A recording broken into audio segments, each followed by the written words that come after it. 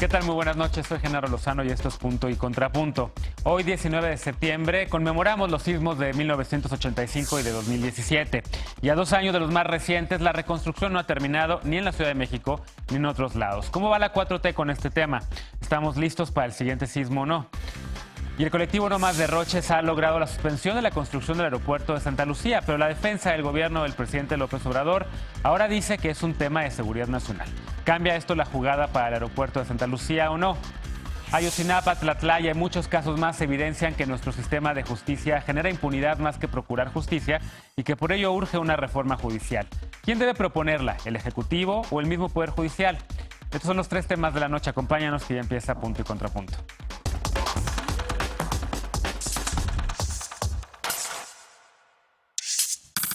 Esta mañana muy temprano, el presidente López Obrador pidió a los funcionarios ser los primeros en brindar auxilio en una tragedia y presumió que su gobierno está preparado para cualquier catástrofe y que actuará de manera coordinada.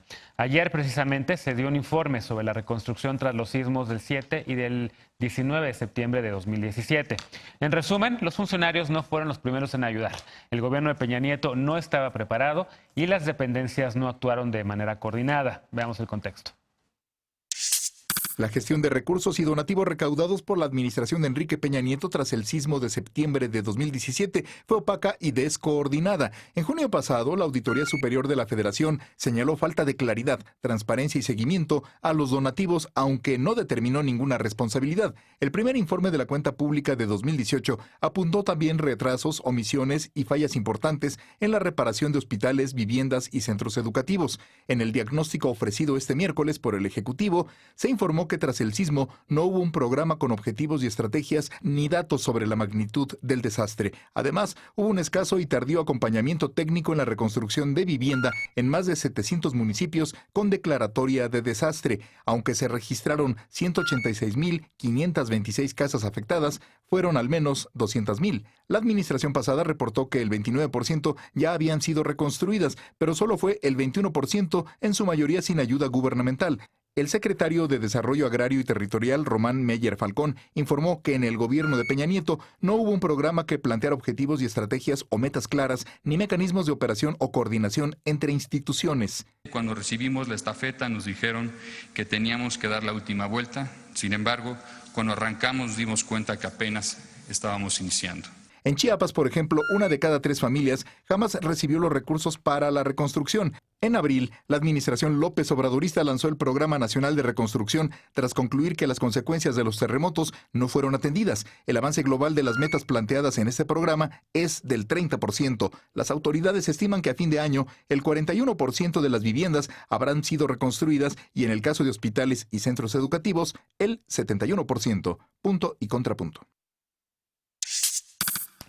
Noche de jueves y como cada jueves nos acompaña Ana Villagrán, concejala de la Alcaldía Cuauhtémoc por el Partido Acción Nacional. ¿Cómo estás, querida Ana? Bien, siempre agradecida por el espacio. Al contrario, Martín Vivanco, abogado y académico. ¿Cómo estás? Bien. Lisa Sánchez, directora general de México Unido contra la Delincuencia. ¿Cómo estás, Lisa? Muy bien, muy buenas noches. Y hoy nos acompaña, me da mucho gusto, Luisa Conesa, abogada y activista. ¿Cómo estás, Luisa? Bien, gracias por el espacio. Al contrario. A ver, empezamos con la concejala Ciudad de México, el tema de la reconstrucción. ¿Cómo va este tema? La jefa de gobierno, Claudia Sheinbaum, estuvo muy presente también esta mañana en los actos conmemorativos del 19 de septiembre. Hubo un macrosismo a las 10 de la mañana, mucha gente salió, macrosimulacros, perdón, macrosimulacros, un macrosismo de 8.6. Y yo vi a mucha gente saliendo a la calle, algunas personas recordando este símbolo de cuando se encontraban sobrevivientes al sismo del 19 de septiembre. Tú que estás en política local, ¿cómo están viendo ustedes el tema de la reconstrucción? Primero señalar que hubo muchas fallas en muchos de las bocinas. Sí, o sea, muchas gentes en redes sociales y también muchos vecinos dijeron, oigan, entonces ahí eso tiene que estar, o sea, de verdad al tiro todo el tiempo. Ahí no puede haber fallas. Si en algún lugar no tiene que haber corrupción, fallas, negligencia, es en eso porque es donde salva vidas. Entonces, para que la jefa de gobierno y todas las autoridades de protección civil pues le pongan atención. Me gustó la postura del presidente cuando dijo que para este tema no va a haber ninguna restricción presupuestal y que se destinarán los recursos necesarios, pero lo que me preocupa es que están señalando que muchas personas se van a quedar sin hogar, como ya desde el 17 hasta acá, pues han estado hasta el 2020. Entonces yo creo que yo y todos los mexicanos, muchos mexicanos se preguntan dónde están los recursos de todas las personas que nos ayudaron en el 2017. Hay mucho silencio y Yo me algo... acuerdo que Morena en algún momento había prometido donar parte de la partida que reciben de Sí, presupuesto y público para el eso, tema ¿no? es que no lo hicieron. Hoy ya salió información donde partidos políticos que incluyen al PAN, el PRI, el Partido Verde, Movimiento Ciudadano y el PES donaron 380 millones de pesos de la partida que le tocaba esa mitad de semestre. Sí. La devolvieron y eso era por donación para los damnificados. Pero ese dinero, al final de cuentas, y así como muchas otras donaciones, no sabemos si se ejecutó o no. A mí, algunos vecinos de la Condesa me han estado... pero y aún así lo hicieron, sí, o sea, lo que ¿Cuál señalas era es la verdad. pregunta, perdón? O sea, Que creo no se podía devolver o sea, el es que presupuesto. como son presupuestos públicos, Pero creo que no se puede... mira, los partidos lo devolvieron y el tema era ya, o sea, ahora saber si se ejecutó o no. Lo que les iba yo a contar es algunos casos de unos vecinos de la Condesa que me buscan, que el tema, hagan de cuenta, se hicieron como la realización, los diagnósticos de los riesgos medios y también la plataforma que tenía en aquel entonces el gobierno de la Ciudad de México. Tú te metías y veías por cuadrantes el estatus de cada edificio, si estaba en rojo, si estaba en amarillo o si estaba en verde. O sea, la información pública estaba ahí. Pero el tema es qué pasó después con todo el proceso administrativo para ejecutar la reconstrucción. Si era demolición, o sea, pérdida total, si se les daba un seguro. Y, o sea, quiero puntualizar dos cosas. Una, el apoyo que se le dio a la gente para la renta de departamentos se les dio solo por 2 meses y ahí que alguien me diga si estoy mintiendo o si tengo información equivocada y después se le dejó de dar. Entonces, muchos capitalinos, por lo menos por la información que yo tengo, dejaron de recibir esa ayuda y ya fue como rásquense con sus propias uñas, aunque perdieron muchos de ellos su patrimonio. Y otros, aunque... por ejemplo, en muchos edificios dañados recibieron este análisis estructural y ya iba avanzando el proceso administrativo, sí es una locura. O sea, muchos de ellos me han dicho como, es que nos están pidiendo que nosotros como inquilinos paguemos los otros estudios para la liberación de los recursos y entonces está detenido. Entonces, si el gobierno de la ciudad necesita ayuda, pues que lo diga. Y sobre todo que esclarezca dónde quedaron los millones de pesos de las donaciones. Claro, y que ambos congresos, tanto el local como el federal, pues ya rindan cuentas, ¿no? O exijan a las autoridades del Ejecutivo hacerlo. Martín, ¿cómo ves este tema?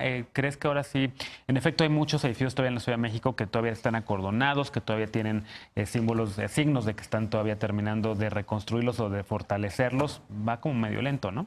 Pues un 30%. Ahora, no nada más, es que nos sentamos mucho en el tema de vivienda, pues no nada más es vivienda. Sí. Hubo afectaciones al patrimonio cultural, educativo, de salud y obviamente de vivienda. Y yo creo que lo que estamos viendo ahorita es la consecuencia de muchísimos años de no tener una normativa y una planeación urbana realmente correcta. Porque no es lo mismo las acciones de vivienda que tiene que realizar, por ejemplo, Sedatu, a las que hace el Infonavit, ¿no? O sea, el Infonavit, también me tocó vivirlo, reacciona de una manera totalmente distinta ante este tipo de catástrofes porque tienen, por ejemplo, todos los derechohabientes un seguro. En el caso que no tengas eso, entonces lo que Sedatu debe de hacer es activar el Fonden.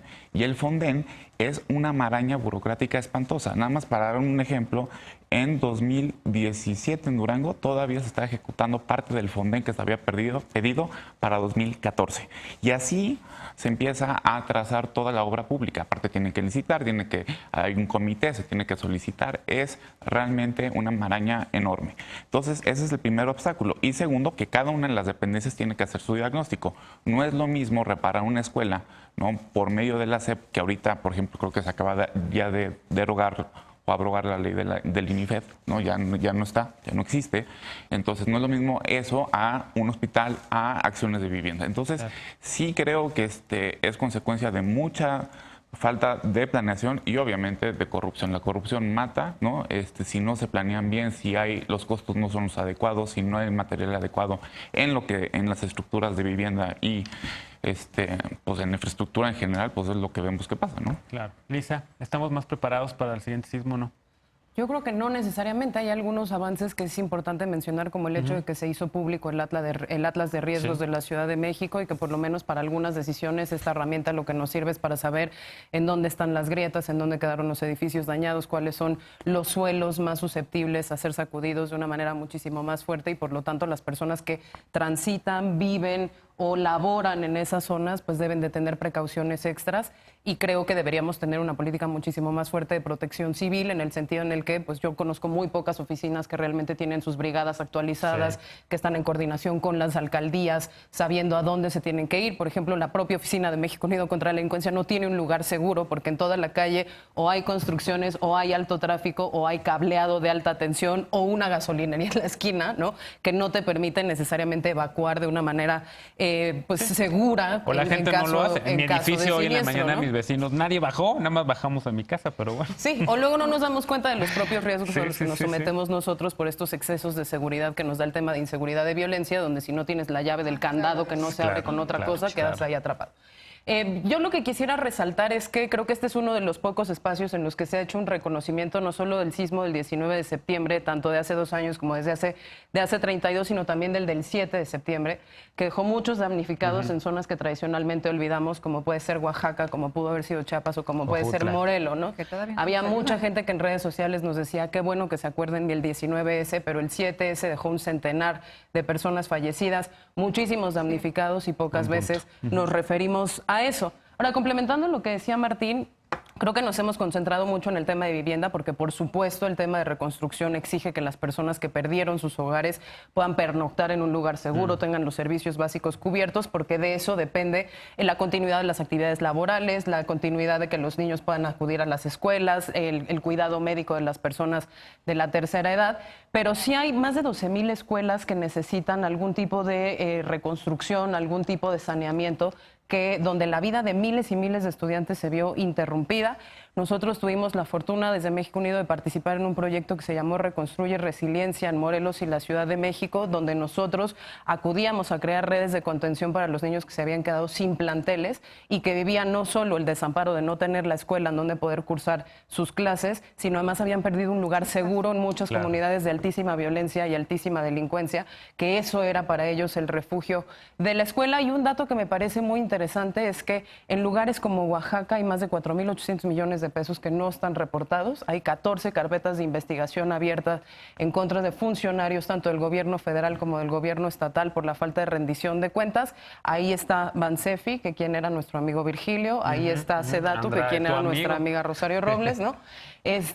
Muchísimos funcionarios que de alguna u otra manera, no estoy implicando que se los hayan necesariamente robado, pero que no reportaron y no tuvieron los sistemas de información suficientes para saber a dónde se habían ido, quién los había ejercido y cuál es el presupuesto revolvente que tenemos. Entonces yo creo que un llamado de atención urgente a pues la celeridad de esas investigaciones, porque la corrupción mata, la corrupción deja damnificados y sobre todo pues esta cifra que decía Martín, 30% de avance en los trabajos de reconstrucción, que si bien sabemos que son lentos, pues es tremendamente insuficiente. Claro. Puntos muy importantes todos, qué bueno que recuperas lo del también el sismo, el 7 de septiembre. Hay temas pendientes en Ciudad de México, está lo del memorial en la frontera entre la colonia Roma y la colonia Condesa, en la calle de Álvaro Obregón, que también mucha gente estaba impulsando que en ese lugar se haga un memorial que rinda homenaje a la memoria y a las víctimas de esos sismos. Está también el tema de Verificado 19S, ¿no? Ese gran ejercicio ciudadano que ocurrió hace 2 años y que hoy la agencia de la Ciudad de México pues medio recuperó.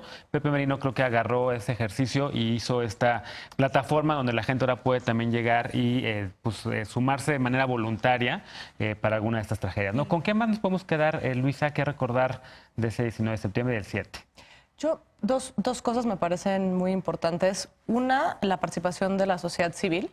Creo que fue un momento de unión central y en mucha medida de empoderamiento, particularmente frente a la crisis institucional que vivimos en los 3 niveles de gobierno. Yo creo que a todos nos tocó ir ahí, ¿no? A echar la mano en lo que podíamos. Y lo que siempre notabas era que no se hablaban entre las autoridades, no tenían sistemas de comunicación, no sabían a quién le tocaba qué. A mí me tocó en una noche que me pidieron ayudar a conseguir ambulancias. Conseguimos 2 ambulancias de la comunidad judía que estaban paradas atrás de Álvaro Obregón, precisamente, que fue justo en el derrumbe, y nunca nos dejaron pasar. Y de hecho resultó que las personas que nos decían que necesitaban ayuda, al final se me acercó uno de los militares, me dijo, no, señorita, la verdad es que se murieron hace rato, pero pues no los queremos sacar aquí con las cámaras. Entonces, o sea, creo que si alguna lección tenemos que ver, o alguna de las tantas, pues es eso, ¿no? O sea, coordinación entre autoridades y que la sociedad civil, o sea, nos creamos el poder que tenemos y que lo utilizamos para lo que importa. Ahí está también el mapa de la reconstrucción, que también fue retomado por el gobierno de la ciudad para ver cuál era el padrón de escuelas dañadas y que reporta que solo 1 de cada 3 escuelas ha sido intervenida correctamente. Entonces 1 de cada 3. El 66% de las escuelas ahorita que hasta el aún momento se han reconstruido 344 escuelas de 19,000 que requieren, 132 unidades de salud de 297 hospitales y centros de salud y 80 centros culturales de 2,340. Entonces, pendientes que dejó la administración pasada de Mancera y de Peña Nieto, pendientes que ahora tiene el gobierno de Claudia Sheinbaum y del gobierno del presidente López Obrador. Bueno, regresamos después de una pausa a otro tema. Las obras del aeropuerto de Santa Lucía siguen detenidas. El gobierno federal ahora busca otras formas de revertir los amparos. Regresamos a Punto y Contrapunto, no te vayas.